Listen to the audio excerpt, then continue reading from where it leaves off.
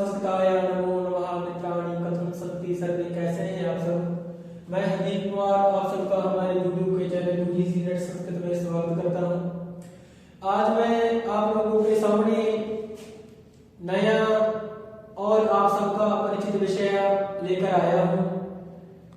और कुछ लोग इस विषय से परिचित होंगे, छंद के विषय से परिचित होंगे। जो लोग छंद के विषय से परिचित नहीं हैं और छंद में किसी प्रकार की समस्या का अनुभव करते हैं, कठिनाई अनुभव करते हैं, कौन से पद्यांश में, कौन से श्लोकों में कौन सा छंद है, तो उन लोगों के लिए आज इस पाठ को समझना अनिवार्य है। और उसके बाद हम यूजीसी नेट की परीक्षा और हरियाणा नेट की परीक्षा, एचटेट की परीक्षा और हिमाचल का शास्त्री नेट की परीक्षा के अंतर्गत जिन छंदों को जोड़ा गया है पाठ्यक्रम में, उन सब का हम क्रमशः छोटे छोटे पाठ में उन सब का अध्ययन करेंगे और मैं आप सब लोगों के सामने छोटे छोटे भागों में उनको उपस्थित करूंगा।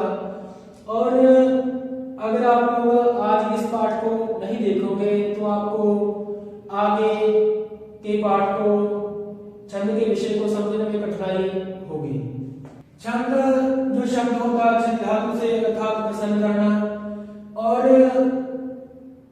कहा भी गया है चिंता आह्लाद जनकम छंदः, जो चित्त को आनंदित कर दे, जो आनंद की उत्पत्ति करे, तो वही क्या कहलाता, छंद कहलाता।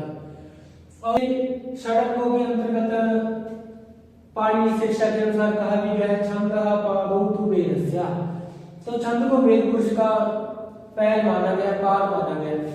जिस प्रकार से मनुष्य को गतिशील रहने के लिए पैर की, पाद की जरूरत होती है, तो उसी प्रकार काव्य और साहित्य में, तो उसी प्रकार काव्य और साहित्य में गतिशीलता बनाए रखने के लिए छंदों की जरूरत होती है।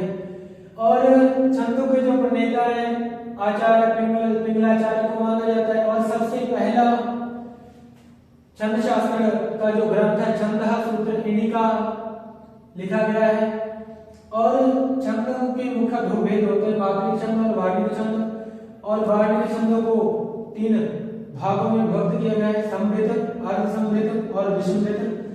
तो मात्रिक छंद क्या होते हैं, जिसमें छंदों में मात्राओं की गणना की जाती है। और जो वार्णिक छंद होते हैं जिसमें वर्णों की गणना की जाती है। और ये सबसे पहला भेद वार्णिक छंदों में समृद्ध, जिसमें जो चारों चरण होते हैं, चारों चरण एक समान हो तो वो समृद्ध कहलाते हैं।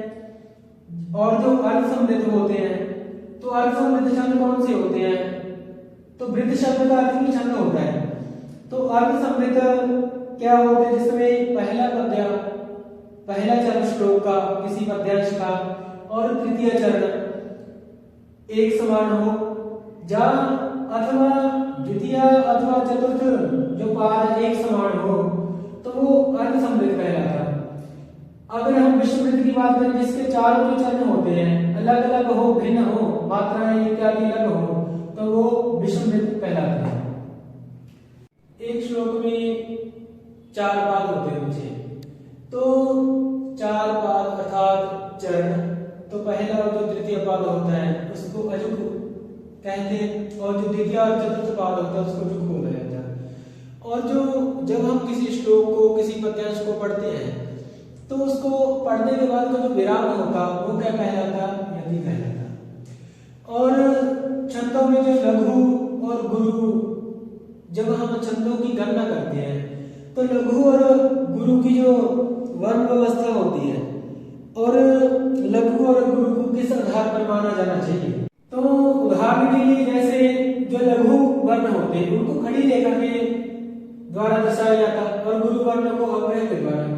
उदाहरण के लिए जैसे अनुस्वर का नियम होता, किसी शब्द के ऊपर, वर्ण के ऊपर, जैसे पुस्तकम, तो का के ऊपर अनुस्वर आ गया, तो इस वर्ण को भी क्या माना जाएगा, गुरु माना जाएगा। और विसर्गों का नियम होता, जैसे रामः के पीछे विसर्ग लगी हुई है, तो इस वर्ण को भी, जहां पर किसी वर्ण के आगे लघु वर्ण के साथ विसर्ग लगी हो, तो उस वर्ण को भी गुरु माना जाता है। और अर्धाक्षर का नियम क्या होता, किसी वर्ण के साथ आधा अक्षर आ जाए तो उस वर्ण को भी गुरु माना जाता है। और जैसे 5 जो स्वर होते हैं हमारे आ, ई, उ, री, तो इन 5 स्वरों को ह्रस्व माना गया है। अगर यह वर्ण, यह स्वर किसी व्यंजन के साथ लग जाए तो वह वर्ण क्या माना जाएगा? लघु ही माना जाएगा। आज का हमारा विषय यहीं पर समाप्त होता है। तो अगली हमारी जो नेक्स्ट वीडियो होगी तो हम उसमें आपको